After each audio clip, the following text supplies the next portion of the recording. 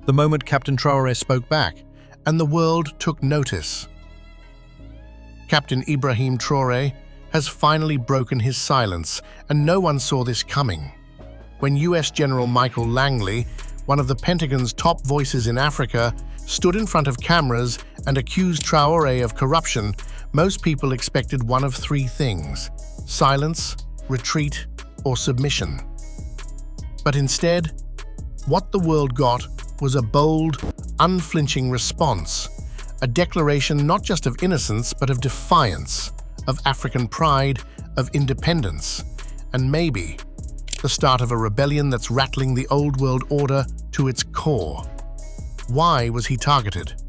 Why would a high-ranking US general take direct aim at the young leader of Burkina Faso, a landlocked West African nation many outside the continent barely mention? Why are there whispers of assassination attempts, one after another, circling around Traoré? And more importantly, how has this 30-something captain become the most dangerous symbol of African resistance since the days of Muammar Gaddafi? To answer that, we need to go back to 2022. The coup no one took seriously. That year, Captain Ibrahim Traoré led a military takeover in Burkina Faso. To the Western press, it was just another headline, another African coup. Strongman in the Sahel, Burkina Faso collapses. They shrugged it off as part of the same old, unstable Africa narrative. No analysis, no nuance, just the usual playbook. And behind the scenes, some assumed Traoré would fall in line like so many before him, that he'd soon be in embassy offices, asking for IMF loans and trading away gold mines for promises of aid. But that's not what happened. A vision that scared the empire. Captain Traoré didn't come begging. He didn't sell out. He didn't ask for permission. Instead, he showed up with something more powerful than money or military might. A vision. A vision where Burkina Faso belonged to its people, not to Paris, not to Wall Street, not to multinational mining corporations. A vision where African nations didn't need to borrow their future from former colonizers. Where sovereignty wasn't a buzzword, it was non-negotiable. Where African leaders didn't wait for handouts, but demanded respect. That's when things changed. When Traoré said, "We're done kneeling," the West heard something terrifying. The chains are breaking, and this time they couldn't stop it. Suddenly, the narrative flipped. Sanctions appeared, intelligence agencies circled, smear campaigns hit the headlines. Because Traoré wasn't behaving like a manageable African leader, he was acting like a free man. And in a system built on exploitation, that's a threat. What happens next? As pressure mounts, so does Traoré's popularity, not just in Burkina Faso, but across Africa. To many, he represents a new generation of leaders, young, unapologetic, and unwilling to play by colonial rules. So now the question is, can he survive the storm? Can Burkina Faso hold the line? And what if other African nations follow suit? Because if they do, this might not just be one country's fight for freedom. It could be the beginning of the end for the entire post-colonial power structure in Africa, and the world isn't ready for that. The accusation that sparked a fire. In the opening weeks of 2025, US General Michael Langley, the highest-ranking American military leader for Africa, took his seat before the Senate. Cameras were rolling. The world was watching. And then he dropped a bomb. With a calm voice and sharp words, Langley accused Captain Ibrahim Traoré, the head of Burkina Faso, of stealing his country's gold and enriching himself and his inner circle. He painted a picture of corruption, betrayal, and greed, one that immediately made headlines. But this wasn't just a testimony, it was a signal. The West had chosen its next villain, and for anyone who knows the history of Africa's relationship with the global powers, this playbook was painfully familiar. History repeats itself. The strategy was textbook. They said Gaddafi was corrupt right before NATO bombed Libya into chaos. They smeared Thomas Sankara just before his assassination, backed by foreign powers. They branded Patrice Lumumba a threat, then watched as he was brutally silenced. And now? The same script was being read again, this time with Ibrahim Traoré in the crosshairs. But the reaction in Africa was swift and furious. Social media lit up. Activists spoke out. Even ordinary citizens saw right through the facade. They asked the questions the Western press wouldn't touch. Since when is protecting your country's resources a crime? Why is standing up for sovereignty suddenly labeled extremism? And perhaps most painfully, why was a black American general, a man descended from enslaved ancestors, chosen to deliver the blow? Was it strategic? Was it meant to mask colonial tactics behind a familiar face? Many believed it was deliberate, a brutal irony designed to mute African outrage. But if Washington thought these accusations would shake Traoré's resolve, they were dead wrong. Traoré strikes back. What came next wasn't silence, it was a firestorm. In a live national address, broadcast across Burkina Faso and beyond, Captain Traoré spoke directly to his people. His tone was calm, composed, but there was steel beneath it. And then, he laid it all bare. He didn't just defend himself, he exposed the blatant hypocrisy of the West. He called out the same countries that had looted Africa for centuries, now pretending to teach Africans about honesty and democracy. They see us as less than human, he said, his voice filled with sorrow but unbreakable. But we are not their slaves, and we never will be.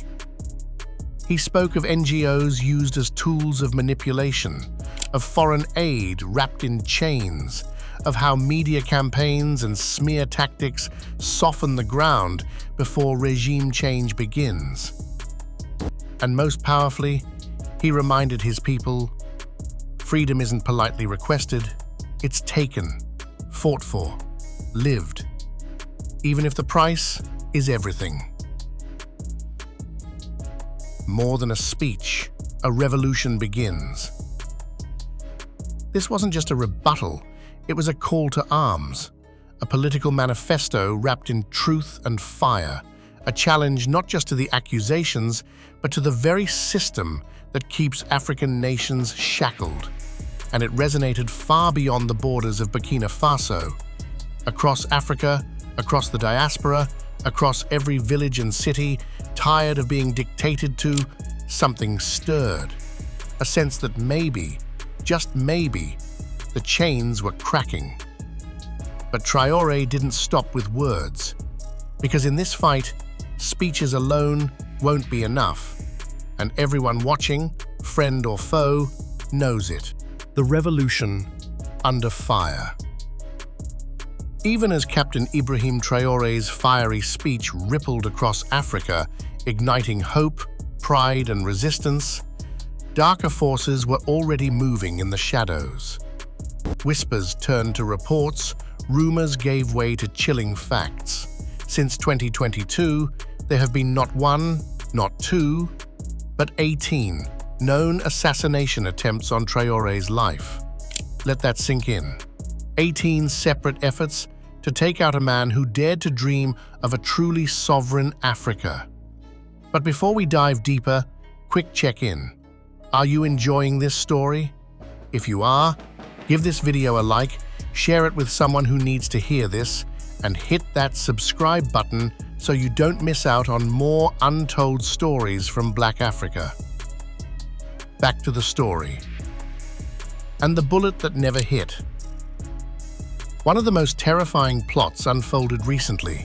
Two heavily armed foreign snipers, professionals, positioned themselves along the route of Traoré's presidential convoy.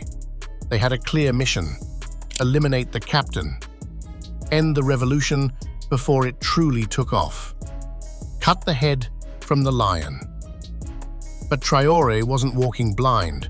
Unlike so many leaders before him who leaned too hard on shady security partnerships and empty handshakes from abroad, Traore had built his own intelligence network, loyal not to a foreign flag, but to Burkina Faso itself.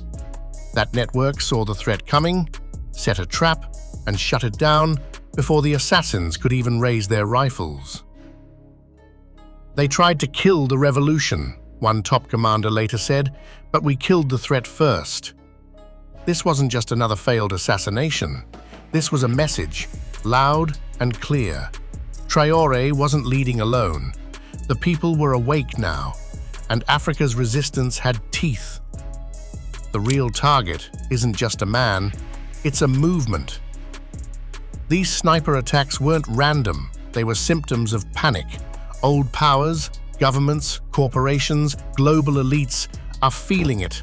The old grip on Africa is slipping, and what terrifies them isn't just Traore's survival, it's the awakening he represents. This battle goes beyond gold mines, beyond borders, beyond politics. What's at stake is the future of an entire continent. Across the Sahel and deep into the heart of Africa, something unseen for decades is starting to stir. In Mali, Niger, Guinea, and the Central African Republic, the youth, long dismissed as powerless, voiceless, or apathetic, are now watching, learning, rising. For the first time in a generation, they're seeing a different kind of leader. A young soldier who doesn't bow, doesn't beg, and doesn't sell his country to the highest bidder. And that vision? It's catching fire. The leader who refuses to bow. Here's the truth. Captain Ibrahim Traoré isn't just a political figure. To millions of young Africans, he's a symbol, a fighter, not a tyrant. The Western media might try to slap the strongman label on him, but on the ground, he's seen as a new Thomas Sankara, a voice of courage, speaking the language of real freedom, not foreign-approved diplomacy. He doesn't kneel, he doesn't ask permission, he leads. And that's exactly what terrifies the West. Because Traoré isn't just challenging policy, he's threatening the very foundation of how global powers have kept Africa dependent for generations. The bigger threat, success without permission.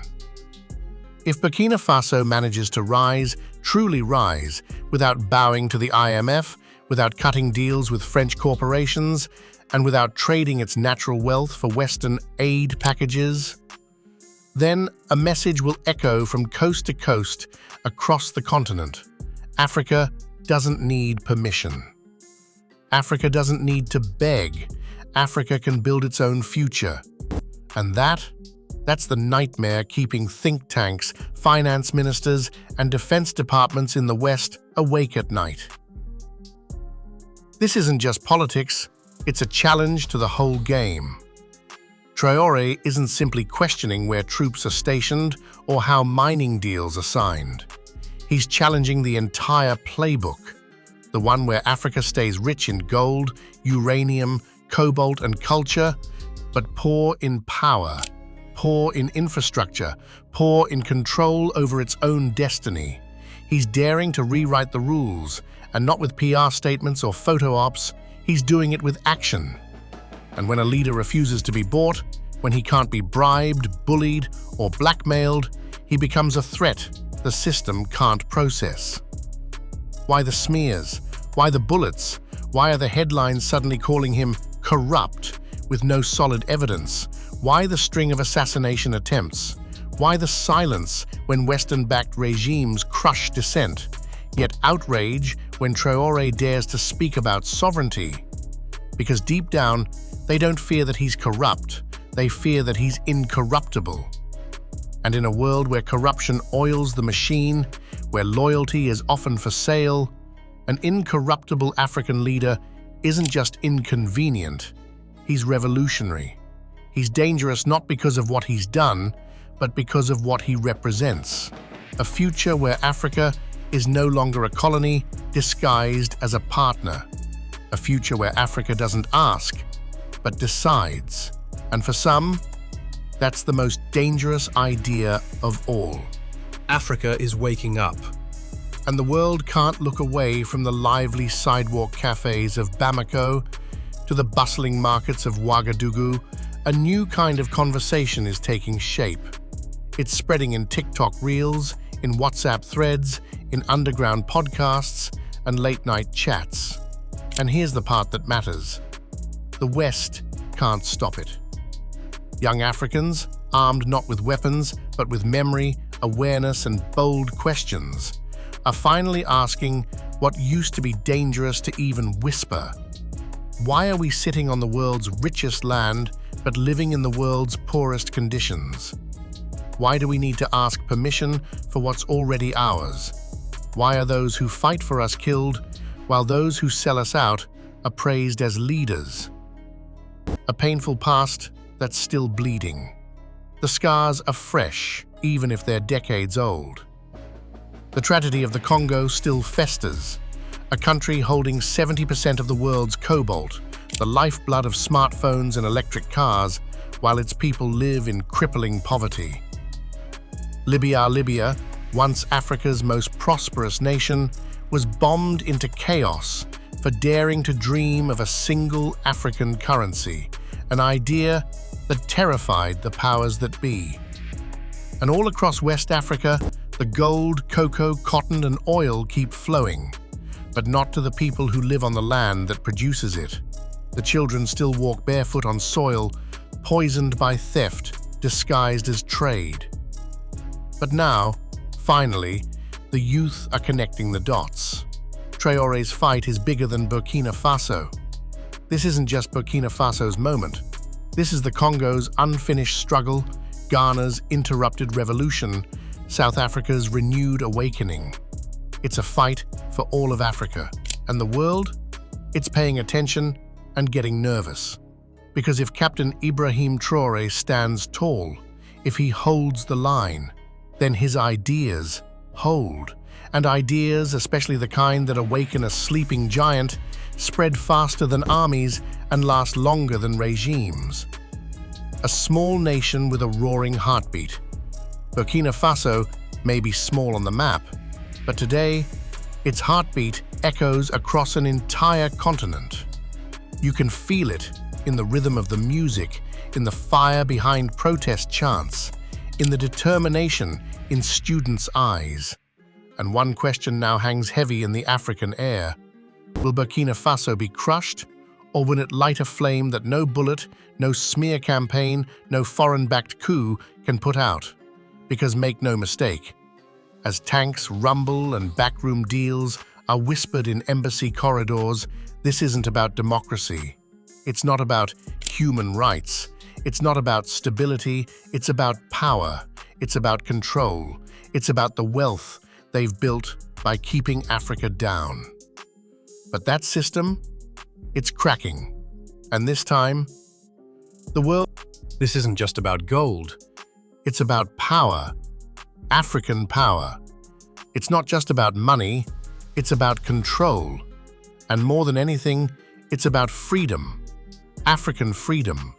Because if Africa dares to reclaim its voice, if Africa takes back its wealth, if Africa decides to steer its own destiny, then the entire global system will have to reckon with a new reality. No longer will African nations serve as just raw resource warehouses for the world's elite. No longer will African leaders be selected and coached like puppets, trained to smile and shake hands while their people starve.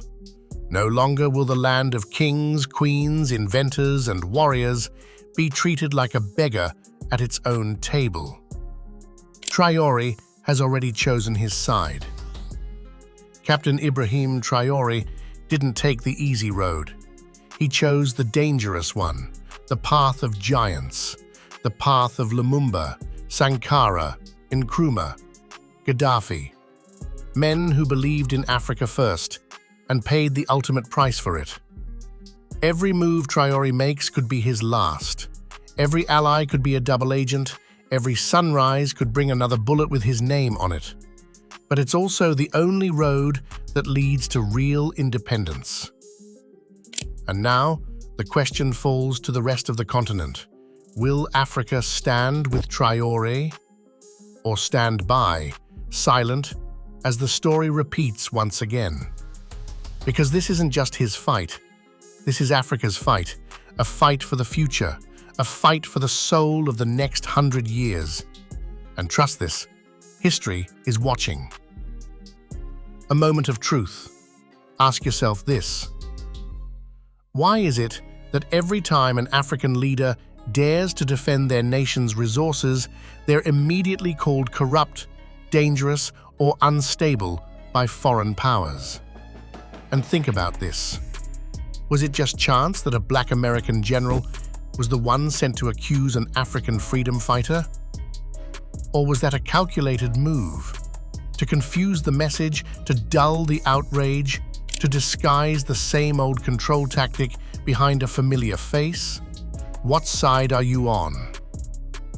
Let's hear your voice. Tell us in the comments. Do you stand with Captain Ibrahim Traoré and the dream of a free, self-ruled Africa? If this message speaks to you, don't just scroll away. Like the video, share it with someone who needs to hear it, subscribe to the channel, and hit the bell icon so you won't miss what's coming next. Thanks for watching, and until next time, stay aware, stay bold, and stay with the truth.